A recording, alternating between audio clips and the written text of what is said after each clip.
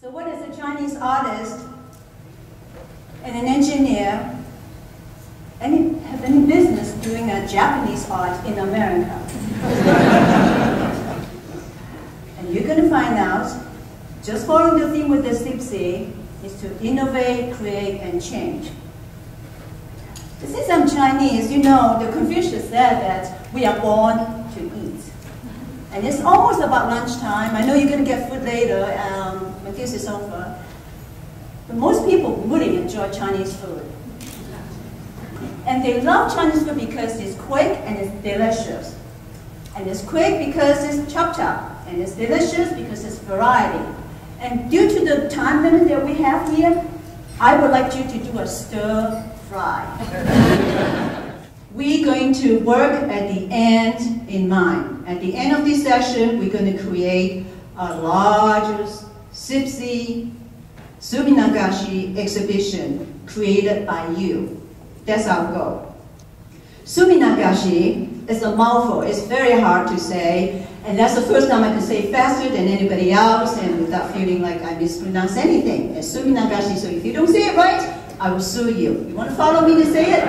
Suminagashi. Sumi is the black ink that Asians use for writing calligraphy and the brush painting. Nagashi means flowing.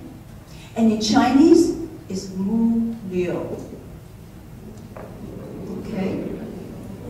Why say it has a Chinese, it's a Japanese name, but you say it's Chinese, it's really confusing, it's really chaotic, but isn't that how we create? Suminagashi started in China 2,000 years ago. But with the crazy emperor and chairman, you know, they burned the books and so forth. There's hardly any record tracking on it. The Japanese did a great job keeping track of the traditional art form, and the Shinto priests would meditate in front of the water by the temple.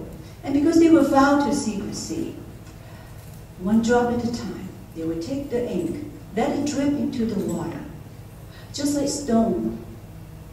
Drop into the water, and the priest can let off his secret, desire, obligation, prayer into the water. And they would capture this with the rice paper and then present it only to the shogun, emperor. Only noble people were allowed to watch these. And in a religious ceremony, a big gathering of some court, some special important days, they would fold up this paper and present it to the gods by burning it, because they feel that is the honor that they would present it to the high up through the smoke. Now, we're not going to burn anything today. We are going to do a Suminagashi with a new twist. And this is a contemporary Suminagashi because I could not find any master to kind of teach me, and I had to come up with my own way because of my work as an engineer. I was doing thesis and research on the wind tunnel and the water channel, and I watched the way the water moves and the air moves. And it was wonderful that I thought, oh my gosh, I could put these together. This is a slide that was created in the wind tunnel and the laboratories in an engineering school. But as you're going to see how that would apply as you paint on the tray. And now we change it to a contemporary style that everybody can be part of it. And as you paint, if you follow a change and your team member adds something to it, then, wait, that wasn't what I intended. What was that feeling like? What have you learned to work as a team? What have you learned to accept ideas? Things happen that you didn't quite plan, and things happen that you had no expectation whatsoever. How does it speak to you that you create, innovate, and change? And how this painting on water might apply to your work, with your boss, with your subordinate. How this form, this playful way of creating, how this may apply to your home life, your personal life. It's all about you. You are part of the community, you're part of the team. You create that work that you're going to see out in the hallway in about 24 hours, right? That's my understanding. So be sure you take a look.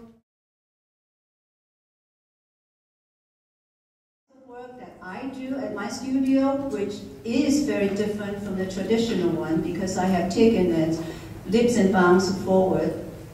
After all, I've been doing it for 21 years, and that's about 7,000 days, and that's about 60,000 hours.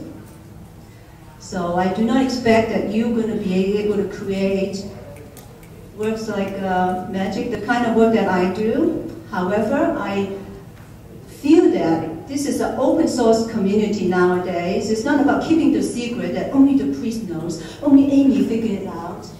But the more people can enjoy and participate and engage into an activity like this, in Japan, the 12-year-olds are playing with it. So as Tony was talking about the 12-year-old inside you, this is a way for you to let out that 12-year-old playing. So there are lots of opportunity for you. And with that, please give yourself a big hand.